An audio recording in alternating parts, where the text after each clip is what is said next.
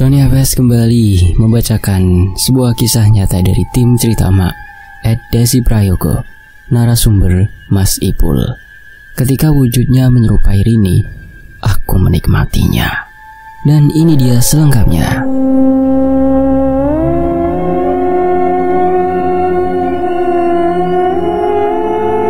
Sebenarnya cerita ini sedikit kurang sopan. Untungnya kok ada edukasi yang bisa diambil. Makanya tim cerita emak memilih untuk mengangkat cerita ini. Ceritanya dikirim oleh narasumber kita yang bernama Saiful atau akrab disapa Ipul. Ipul sendiri asli Surabaya. Dia ingin membagikan kisahnya kepada tim emak tentang pengalamannya saat solo hiking di Gunung Argopuro. Epicnya, Ipul waktu itu sedang awut-awut bersama sosok perempuan cantik. Tapi sayangnya, perempuan itu bukanlah manusia, melainkan sosok jin yang ada di gunung tersebut. Dari semua kejadian itu, ada masalah dan hampir membuat Ipul menjadi stres. Lantas apa yang membuat Ipul sampai stres? Tahun 2018, Ipul kala itu baru saja resmi menjadi seorang mahasiswa baru di salah satu universitas ternama di kota Surabaya. Dunia perkuliahan serasa baru saja menyambut kehidupan baru Ipul. Merasa udah paling keren ketika setiap pagi dia kenakan alma mater dengan logo universitasnya. Buku-buku tebal sudah melambai untuk dibaca. Aroma seragam dan sepatu baru membuat Ipul semangat untuk menggapai mimpi masa depan yang cerah. Tas baru serasa kokoh berada di kedua pundak Ipul. Dan sekian kalimat lebaynya. Sekarang kita masuk ke ceritanya ya. 4 bulan menyandang sebagai mahasiswa semester pertama, Ipul sudah mendekati seorang ukhti dari kelas sebelah. Di mana sejak pertama kali ospek, Ipul mengaku sudah mencintai ukhti itu. Bukan dari fisik, melainkan dari caranya memperlakukan Ipul. Hingga akhirnya Ipul memberanikan diri untuk menyatakan perasaannya. Akan tetapi dia malah di-ghosting. Si ukhti justru membawanya ke dunia friendzone. Hingga tak terasa kini mereka sudah masuk semester 2. Si ukhti tak kunjung memberi kepastian. Jujur, sebenarnya Ipul sedih saat itu. Ingin rasanya memastikan kembali. Barangkali ukhti amnesia mendadak. Tapi di lain sisi, Ipul merasa sungkan kalau dia harus tanya melulu. Takut si ukhti mikirnya malah kayak dikejar deadline. Mohon maaf ya, ini masalah hati. Dilama-lamain takutnya dingin terus alot dah, celetuk Ipul. Untuk meyakinkan dirinya sendiri, Ipul memilih nekat dan memutuskan bertanya langsung kepada ukhti soal perasaannya yang digantung. Ternyata si ukhti memberi jawaban yang menohok. Aku gak mau pacaran, aku maunya langsung nikah aja. Berasa seperti mendapat angin dari kampung Antartika. Ipul mulai belajar memahami kalimat yang terlontar dari mulut si ukhti. Mungkinkah selama ini si ukhti tidak pernah menjawab lantaran dia mau supaya Ipul langsung melamarnya aja. Jadi gak pakai pacaran, tapi langsung nikah. Di lain sisi Ipul juga mikir, nikah pakai uangnya siapa? Anak orang nanti mau dikasih makan apa? Ipul sendiri masih dijatah orang tua setiap minggu. Mau sok-sokan nafkahi anak orang, ngurus diri sendiri aja belum benar.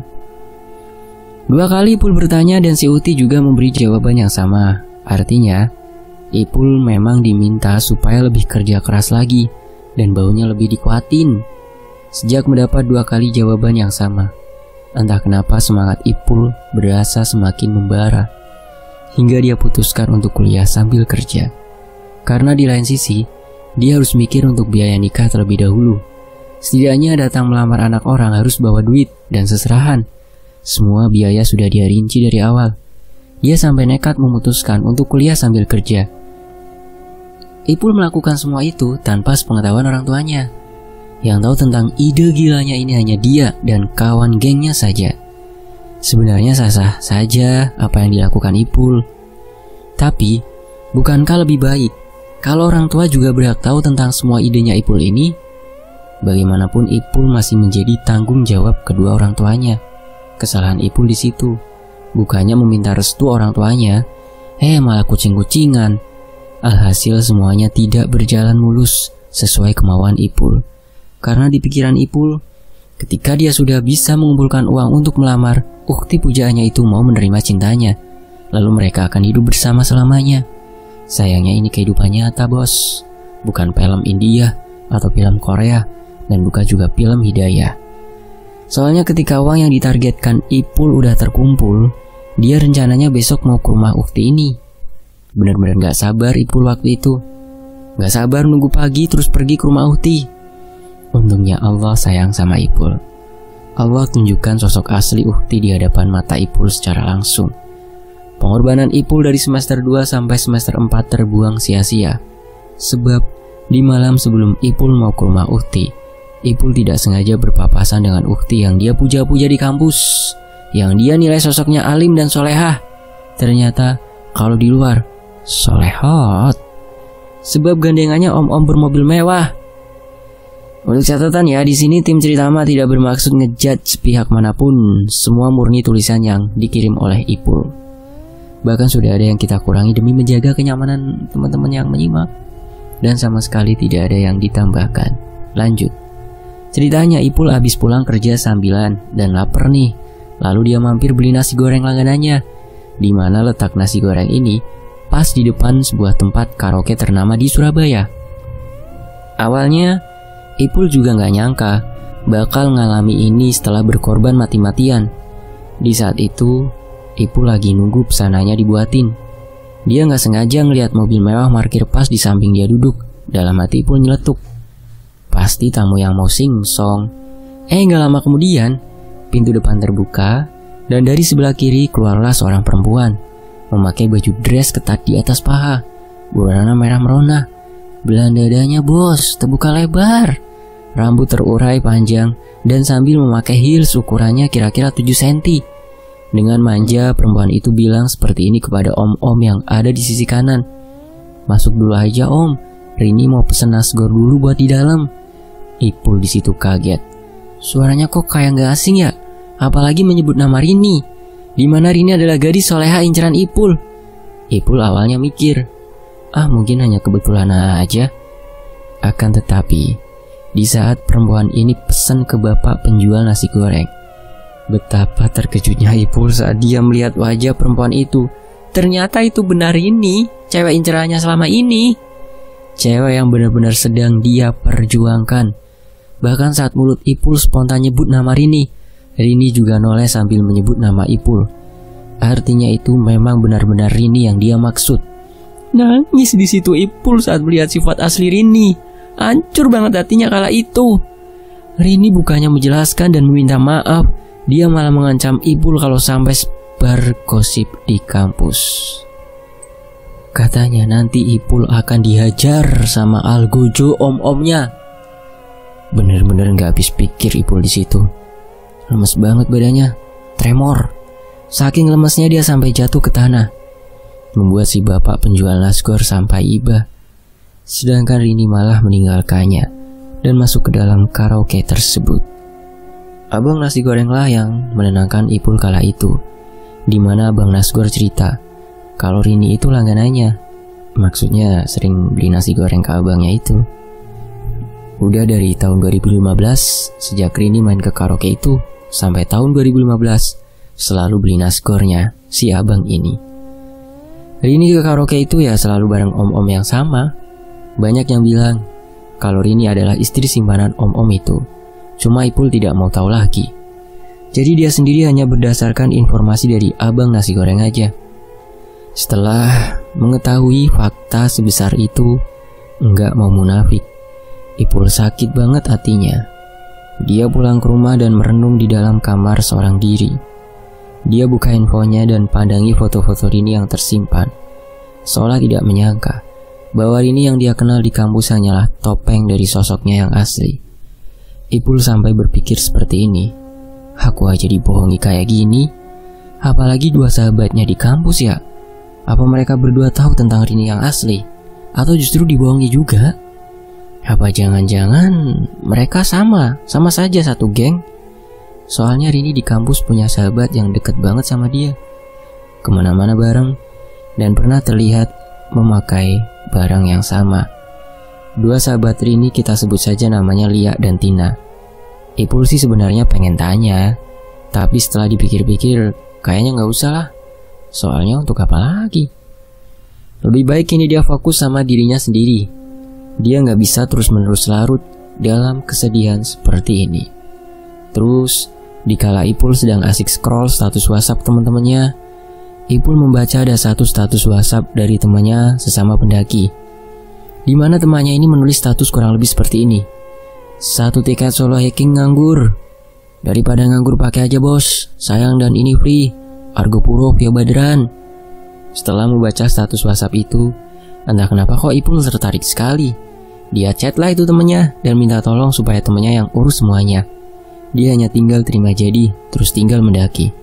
Agak egois sih kesannya, tapi apa boleh buat. Pikirannya waktu itu kan lagi kacau emang, gara-gara cewek. Temannya setuju-setuju aja sih. Alasan temannya menjual kembali tiket itu lantaran ada kerjaan penting mendadak. Makanya, itu tiket akhirnya diambil sama Ipul. Lantas uang yang dia kumpulin selama ini, akhirnya dia putusin untuk jadi modal saat dia mendaki seorang diri. Sekaligus membeli beberapa peralatan yang belum dia punya. Singkat cerita, komplitlah semua yang dibutuhkan Ipul. Tibalah hari H dan dia mulai berangkat mendaki. Berangkat dari Surabaya pukul 5.30 pagi menggunakan bus jurusan Probolinggo. Perjalanan kurang lebih 2 jam. Dari terminal Probolinggo naik bis kecil menuju ke Besuki. Perjalanan kurang lebih 1,5 jam dan dilanjut naik ojek menuju ke base camp. Ipul baru start pendakian itu sekitar jam 11 siang. Dari pos Baderan sampai Cikasur, diputuskan untuk naik ojek. Dengan membayar lebih kurang 300.000 pada waktu itu, entah sekarang. Karena dia posisinya sendiri, dan hari sudah mulai siang, bisa-bisa kalau jalan kaki membutuhkan waktu lebih kurang 1,5 hari, bahkan bisa aja lebih. Meskipun Ipul anak pendaki, tapi kalau medannya seperti ini, dan ada solusi untuk mempermudah perjalanan, kenapa nggak diambil? Ya jelas diambil lah, tapi inget ya, sebelum mendaki usahakan semua kebutuhanmu sesuai sama isi dompet. Kembali ke cerita. Akhirnya Ipul memutuskan untuk naik ojek sampai Cikasur dengan biaya sedemikian jumlahnya. Langit makin lama mulai gelap. Tak terasa sudah hampir pukul 21. Ipul baru tiba di Cikasur. Di situ dia masih harus melanjutkan perjalanan selama lebih kurang 4 jam lagi untuk tiba di Rowo Embe. Karena Ipul rencana ngecamp di sana. Untungnya saat turun di Cikasur, Ipul bertemu dengan rombongan pendaki 3 orang dari Jakarta. Semuanya cowok dan baik-baik sekali, Masya Allah. Ipul putuskan untuk melanjutkan pendakian bersama mereka. Jadi sekarang totalnya 4 orang, karena ketambahan Ipul. Jalanlah mereka di tengah kesunyian malam itu. Untuk menghilangkan rasa kantuk dan takut, mereka memilih bertukar cerita satu sama lain, sembari terus berjalan. Jalan mereka juga tidak yang buru-buru banget gitu, santai, hanya jalan biasa. Yang penting sampai Rawa Embe dengan selamat. Sampai tak terasa 4 jam berlalu, dan kini sudah pukul 1 dini hari. Alhamdulillah mereka sampai di Rawa Embe dengan selamat. Lalu mereka menggelar tenda bersama. 3 pendaki ini ternyata tidur di dalam satu tenda, sedangkan Ipul tidur sendiri di tendanya. Setelah tenda digelar, semua orang memutuskan hanya duduk-duduk di depan tenda sambil makan. Karena rencananya mereka akan melanjutkan pendakian sampai puncak di pukul 4 pagi.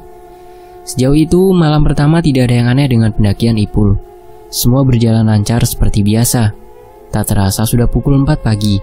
Mereka berempat langsung menyiapkan segala keperluan untuk sampai puncak. Setelah siap semua, barulah mereka melanjutkan pendakian bersama. Agenda mereka baru turun besok, karena malam itu mereka masih ada agenda ngecamp semalam di Rowo Embe. Rencana trek mereka turun itu lewat Bremi, bukan Baderan. Ya semua setuju-setuju aja, dan perjalanan kembali kita lanjutkan. 1 jam perjalanan, mereka kini tiba di puncak Rengganis. Entah kenapa Ipul mulai merasa kurang nyaman. Saat itu masih pukul 5 pagi. Ipul merasakan ada banyak sekali pasang mata yang menatap ke arahnya. Cuman pas Ipul toleh, gak ada siapa-siapa. Dia hanya berusaha tenang dan terus berzikir dalam hati sambil lanjut jalan. Barulah 30 menit kemudian mereka tiba di puncak Argo Puro. Foto-fotolah mereka di sana seperti biasa. Puas foto-foto di puncak, 4 orang ini memutuskan untuk turun dan kembali ke tenda. Disinilah hal aneh mulai dialami sama Ipul. Lebih tepatnya adalah malam kedua dia ngecamp di Rowo Embe. Malam kedua sekitar pukul 7, Ipul dan 3 orang lainnya masih ada di depan tenda karena mereka baru saja selesai makan malam. Sekitar pukul 20 atau jam 8 malam, mereka semua baru memutuskan untuk masuk tenda dan istirahat. Ipul pun begitu. Dia masuk tenda dan mulai tidur. Enggak tahu itu jam berapa, Ipul kebangun perkara mendengar resleting tendanya ada yang membuka dari luar. Kaget Ipul dan spontan membalikan badan. Karena dari tadi posisi tidurnya membelakangi resleting tenda. Pas dia lihat, ternyata itu adalah Rini. Makin kaget Ipul lihat itu. Ini antara dia yang halusinasi atau gimana? Kok tahu-tahu di sini ada Rini? Tanyalah Ipul ke sosok yang menyerupai wujudnya Rini. Menurut kesaksian Ipul, sosok ini yang ngejawab semua secara detail, membuat Ipul yakin kalau itu emang benar Rini yang dia kenal. Katanya Rini ini baru saja tiba di Rowo Embe bareng sama teman-teman sesama pendaki. Emang ada rencana mendaki Argopuro dari lama dan baru kesampaian saat itu. Terus dari kejauhan Rini katanya hafal sama Bang Ipul yang dijemur di luar gitu, apa tuh apanya. Lalu dia asal masuk aja untuk memastikan kalau benar ini tenda Ipul. Ternyata benar, katanya. Jujur, sebenarnya Ipul bingung harus merespon gimana ke Rini. Ipul nggak tahu kalau Rini ternyata suka mendaki. Soalnya dulu pernah diajak tapi Rini yang asli malah menolak. Jadi pikir Ipul, Rini memang nggak suka mendaki. Lah ini tahu-tahu udah sampai Rawa Embe. Ipul di situ sebenarnya mau keluar untuk ngecek rombongan Rini, tapi buru-buru dihadang sama Rini dengan alasan dia kedinginan. Pas Ipul pegang, memang tubuh Rini ini sedikit lebih dingin. Di saat Ipul mau ambil termosnya yang berisi air hangat, tiba-tiba Rini ini buka semua bajunya, membuat Ipul sampai kaget. Pas melihat Rini udah dalam keadaan tanpa busana di depannya. Nggak munafik juga sebenarnya kalau waktu itu Ipul sempat begitulah. Tapi dia tahu diri. Ini posisinya mereka masih ada di atas gunung, kayak kurang etis aja gitu. Di lain sisi Ipul coba bersikap biasa, tapi Rini ini malah nyerang Ipul. Tenaganya Rini kok seperti kuat sekali, hingga puncaknya Rini menampar Ipul. Akhirnya Ipul di situ mulai paham kalau itu bukan Rini, karena sosok itu tahu-tahu mengeluarkan bunyi seperti desisan ular gitu dari mulutnya. Semakin lama sosok ini semakin agresif, menyerang Ipul secara sepihak dan Ipul hanya bisa pasrah. Di lain sisi juga dia takut kalau melawan, takut nyawanya dalam bahaya. Dia pasrah sosok itu sedikit demi sedikit melepas pakaian Ipul, menciumi Ipul dari atas sampai bawah. Terus terakhir sosok itu duduk di atas Ipul dan terus terang Ipul menikmatinya. Karena sosok itu masih menyerupai wujud Rini, jadi imajinasi Ipul ya sedang awut-awut sama Rini. Untuk pertama kalinya Ipul merasakan yang namanya maaf berhubungan badan. Hilang berjaga dong. Anehnya di saat si sosok ini sedang agresif di atas Ipul, Ipul seperti nggak ingat apa-apa dan pingsan. Ipul baru sadar ketika alarm handphonenya berbunyi menunjukkan sudah pukul 3 dini hari. Saatnya dia berkemas-kemas untuk persiapan turun. Di saat dia bangun, tubuhnya kedinginan dan buru-buru pakai baju hangat. Banyak sekali cairan terciprat di mana-mana. Ipul segera membersihkan cairan itu dengan tisu basah yang untungnya dia bawa. Baru setelah itu dia keluar tenda. Saat dia keluar tenda dan hendak menghampiri 3 pendaki yang bersamanya dari awal, betapa terkejutnya Ipul kala itu, di mana dia tidak mendapati ada satu tenda pun selain tendanya. Lantas tenda 3 pendaki yang bersamanya dari hari pertama itu kemana? Kalau sosok yang menyerupai Rini, dia sudah paham kalau itu bukan Rini. Yang jadi pertanyaan dia itu, si 3 pendakinya itu kemana? Karena tidak ada jejak mereka lagi di sekitar situ. Perasaan Ipul sudah gak enak kala itu. Dia putusin untuk terjaga di depan tenda sambil membuat segelas teh panas. Otaknya terus berpikir, sebenarnya dia kala itu kenapa kok bisa begini? Hingga tak terasa matahari sudah terbit. Langit sudah terang kembali dan masih belum muncul tanda-tanda 3 pendaki tersebut. Dia ingat foto-foto mereka di ponsel Ipul. Foto-fotonya masih ada, tapi yang difoto itu hanya ada Ipul seorang. Pertanyaannya, Yang fotoin Ipul ini siapa kalau seumpama mereka bukan manusia? Wallahu alam.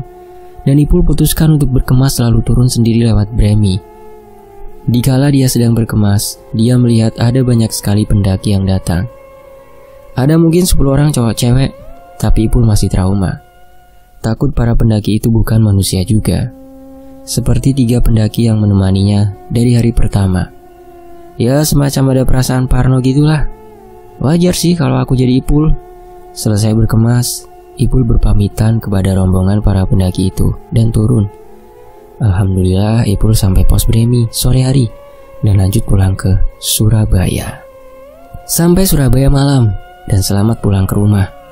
Meskipun ada banyak sekali pertanyaan di benak Ipul terkait pengalaman-pengalamannya sewaktu solo hiking di Argopuro via Baderan. Baginya cukup menjadi kenangan yang tak terlupakan dan tambahan cerita dalam sejarah pendakian yang sudah dia lakukan. Pelajarannya yang bisa kita ambil adalah perkuat iman. Selebihnya kita nggak bisa bilang apa-apa. Tulis aja pendapat teman-teman di kolom komentar ya. Kenapa si Ipul bisa kayak gitu tuh? Terima kasih Mas Ipul sudah bersedia membagikan pengalamannya. Semoga jadi pembelajaran banyak orang. Ketemu 3 pendaki misterius itu sih menurut aku pertanda baik ya. Karena jatuhnya mereka udah menjaga kamu selama ada di Argopuro. Dan kamu tidak kesepian. Terlepas manusia atau bukan, ambil saja positifnya dan buang negatifnya. Kalau yang soal sosok Rini itu, kita no comment ya. Sekali lagi makasih ya Mas Ipul ya. Sukses terus dan sehat selalu. Terima kasih juga buat teman-teman yang sudah menyimak kisah-kisah misteri di Tony FS. Makasih juga untuk tim Cerita Emak.